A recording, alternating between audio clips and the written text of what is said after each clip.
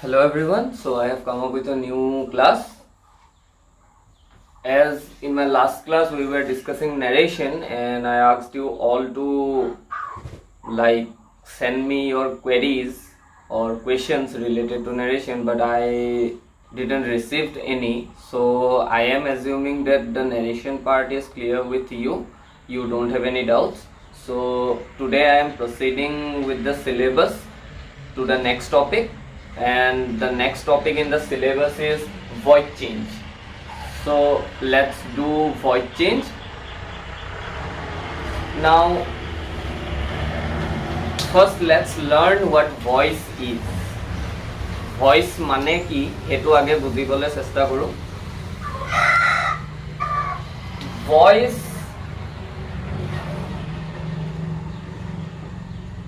technically যদি আমি কবল যাও is the valency of a noun phrase.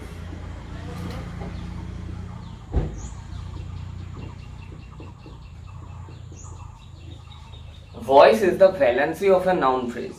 যেহেতু টেকনিক্যালি তোমালোকক বুজালে তোমালোকৰ বুজিবলৈ অকমান দিগদাৰি হ'ব, so let me simplify. Valency মানে হৈছে ফোকাস। ভ্যালেন্সি মানে হৈছে ফোকাস মানে গুৰুত্ব। এটা সেন্টেন্সত কোনটো নাউন ফ্ৰেজক মানে সাবজেক্টক নে অবজেক্টক, সাবজেক্ট আৰু অবজেক্ট দুইটাই এটা এটা নাউন ফ্ৰেজ হয়, ঠিক আছে। সো এটা সেন্টেন্সত কোনটো নাউন ফ্ৰেজক বেছিকে গুৰুত্ব দিয়া হৈছে, বেছিকে হাইলাইট কৰা হৈছে, হে প্ৰসেসটোকে ভয়েস কোৱা হয়। হে হাইলাইট কৰা বা ফোকাস ইমপ্লিমেন্ট কৰা মানে ভ্যালেন্সি ইনক্ৰিজ কৰা যোনটো প্ৰসেস, হে প্ৰসেসটোকে ভয়েস বুলি কোৱা হয়, ঠিক আছে।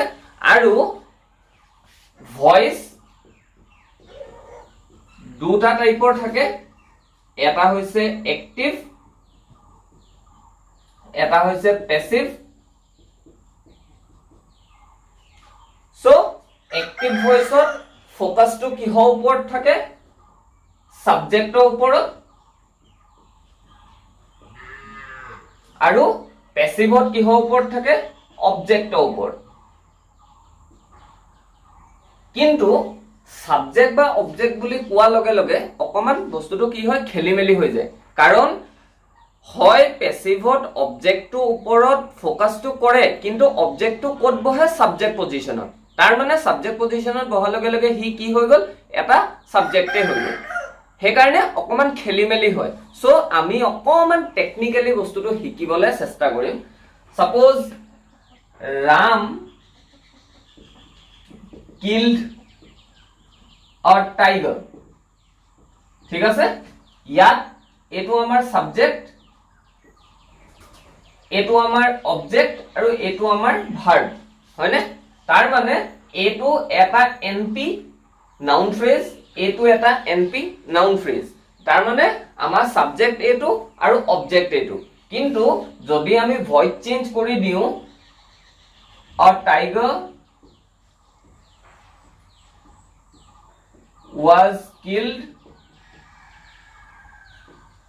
by Ram, ইয়াত আকৌ আমাৰ অবজেক্ট এটো হৈ গ'ল, সাবজেক্ট এটো হৈ গ'ল, হয়নে। সাবজেক্ট অবজেক্টটো হলনি হৈ গ'ল, সাবজেক্ট অবজেক্টটো হলনি হৈ গ'ল। সো আমি যদি এটো এ হিচাপে শিকিবলৈ যাও যে সাবজেক্টক ফোকাস দিয়াটো এক্টিভ ভয়েস আৰু অবজেক্টক ফোকাস দিয়াটো প্যাসিভ ভয়েস, তেতিয়া কি হয়, অকমান এম্বিগুয়াস হৈ যায় কথাখিনি।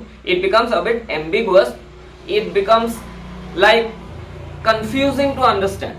So let's go a bit technically. Active voice এটা সেন্টেন্সত মূল কথাটো কি, এটা সেন্টেন্সৰ আমি যে সেন্টেন্স কওঁ, আমি যে কথা কওঁ, তাৰ মূল তিনটা বস্তুৱে থাকে।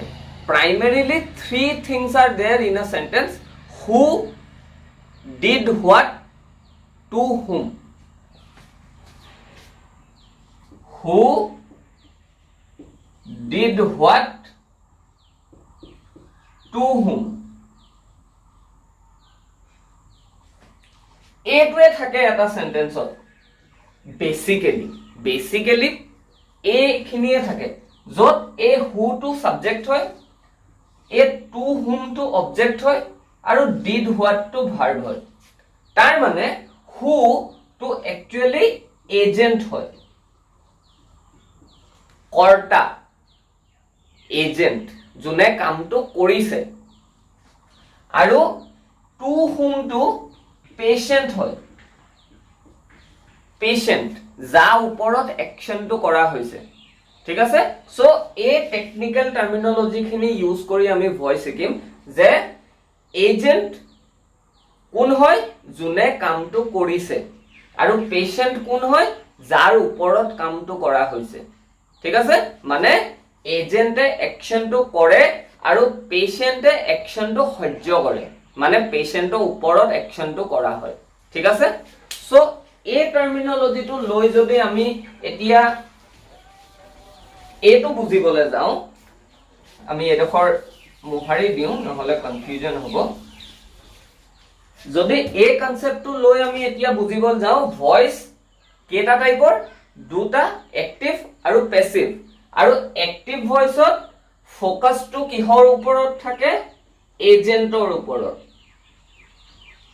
আৰু প্যাসিভ ভয়েসত ফোকাসটো কিহৰ ওপৰত থাকে পেশেন্টৰ ওপৰত ঠিক আছে so now it is very mass clear যে এক্টিভ ভয়েস এটা কৰোতে আমি কি কৰো এজেন্টক ইম্পৰ্টেন্স দিও ৰাম কিল দা টাইগাৰ ৰামে বাঘটো মাৰিলে আমি কি মাৰিলে হেতুতকে বেছি গুৰুত্ব দিছো কোনে মাৰিলে ৰাম তাক আমি সাবজেক্ট পজিশনত বহাইছো ঠিক আছে আৰু প্যাসিভ কৰোতে আমি কি কৰো পেশেন্টৰ ওপৰত গুৰুত্বটো দিও পেশেন্টক বেছি ফোকাস দিও পেশেন্টক হাইলাইট কৰো আৰু টাইগাৰ ওয়াজ কিল্ড বাই ৰাম কোনে মাৰিলে আমি বেছি গুৰুত্ব দিয়া নাই কাৰণ কোনে মাৰিলেটো আমি সেন্টেন্সটো হেখৰ ফালে ৰাখিছো অবজেক্টত ৰাখিছো আমি সাবজেক্টত কি ৰাখিছো যে কাক মাৰিলে আৰু টাইগাৰ আমি টাইগাৰটো বেছি ফোকাস কৰিছো so this is what voice is আৰু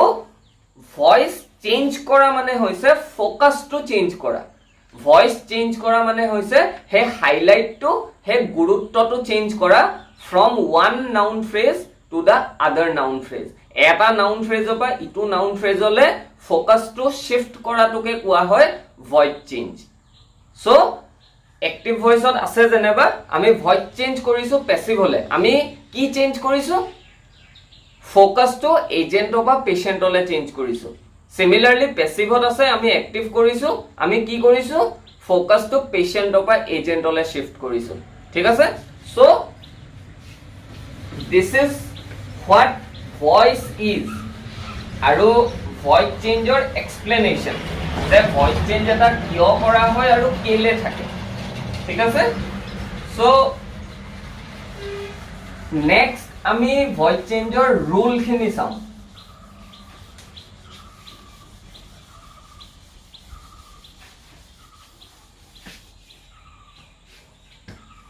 এয়া আছিলে what is voice change year next ক্লাছত আমি ভয়েস চেঞ্জৰ ৰুলস খিনি কৰিম ঠিক আছে ভয়েস চেঞ্জৰ ৰুলস খিনি কৰিম ভয়েস চেঞ্জৰ ৰুলত আমি কি শিকিম যে ভয়েস চেঞ্জ এটা কেনেকে কৰিব লাগে কাৰণ ৰুল বুলি যেতিয়া কোৱা হয় হি কিছুমান নিয়ম কিছুমান প্ৰটোকলস দিয়ে যোনটোৰ মতে আমি কৰিব লাগে আৰু আমি হে ৰুল খিনি ফলো কৰিব যাম মই ইমানটো ভালদৰে ক'ব পাৰো 80% ষ্টুডেন্টে ভয়েস চেঞ্জ এটা ৰুল এপ্লাই কৰি নকৰে 80% ষ্টুডেন্টে কি কৰে ভয়েস চেঞ্জ এটা শুনিবলে ভাল লাগিছে বুলি বা এটোৰ আনসাৰ এটোৱে হ'ব লাগে বুলি আনসাৰটো কৰি থৈ আহে কিন্তু তোমালোকে যেতিয়া ৰুল খিনি পাৰফেক্টলি জানিবা তেতিয়া কি হ'ব তোমালোকে যেতিয়া আনসাৰ এটা কৰিবা হে আনসাৰটো শুদ্ধ হৈছে না ভুল হৈছে তোমালোকে নিজে হেতু চেক কৰিব পাৰিবা যদি ৰুল গিটা ভালদৰে মনত ৰাখা ভালদৰে বুজি লোৱা তোমালোকে আনসাৰটো শুদ্ধ হৈছে না ভুল হৈছে হেতু চেক কৰিবলে এজন টিচাৰ তোমালোকক নালাগে, তোমালোকে নিজেই চেক কৰিব পাৰিবা। আৰু হে ৰুল গিটা শিকাৰ লগতে কিছুমান বস্তু আছে যেনেকে পাৰ্সন, নাম্বাৰ, pronoun, preposition, ঠিক আছে, এগ্ৰিমেন্ট, এই গোটেইখিনি বস্তু একচুয়ালি ভয়েসত তোমালোকে শিকিব লাগে। সাবজেক্ট ভাৰ্ব এগ্ৰিমেন্টটো বহুত দৰকাৰী হয়, ঠিক আছে। সো এই গোটেই বস্তুখিনি আমি ডিসকাস কৰিম ইন আৱাৰ নেক্সট ক্লাস। এই ক্লাসটোত মই তলত কেইটামান বস্তু লিংক কৰি দিম, কেইটামান ভিডিও মোৰ এইটো চেনেলত আছে একচুয়ালি ভিডিও কেইটা, কিন্তু এতিয়ালৈকে সেই ভিডিও কেইটা আপলোড হোৱা নাই। সো মই মোৰ ইটো চেনেলৰ মোৰ আৰু এটা চেনেল আছে তাৰ ভিডিও লিংক দিম তোমালোকক, য'ত মই টাইপস অফ ভাৰ্ব, ভাৰ্বৰ ওপৰত 4টা ভিডিও আছে, পাৰ্টস অফ স্পিচৰ ওপৰত 2টা ভিডিও আছে। সেই 6টা ভিডিও মই লিংক কৰি দিম তলত, তোমালোকে এবাৰ সেই ভিডিও কেইটা চাবা। তাত তোমালোকে কি শিকিব পাৰিবা যে ইংলিছত ভাৰ্ববোৰ কেনে ধৰণে ইউজ কৰা হয়, ভাৰ্ব কি হিচাপত আমি সেন্টেন্সত বহাব লাগে, আৰু ভাৰ্ব কি কি প্ৰকাৰৰ আছে। In those videos, I have discussed about the types of verbs, the usage of verb, and the concept of how to use verb in a sentence. And in the parts of speech, you will get to know how actually as it is said in conventional and grammar books, 8 parts of speech. Actually, there are not 8 parts of speech.